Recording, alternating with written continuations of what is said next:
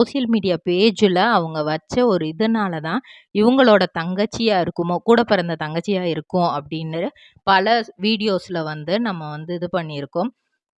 ஆனா, ஒண்ணுமே வந்து அத வந்து அவங்க இதுவா அவங்க ஒரு போஸ்ட்ல கூட அவங்களே போட்டிருப்பாங்க. மிஸ் சல்மா பர்வீனா இருந்த நானு 10 வருஷ காதலுக்கு அப்புறம் சல்மா அருணா மாறியிருக்கேன் அப்படிங்கிற மாரி போட்டிருப்பாங்க.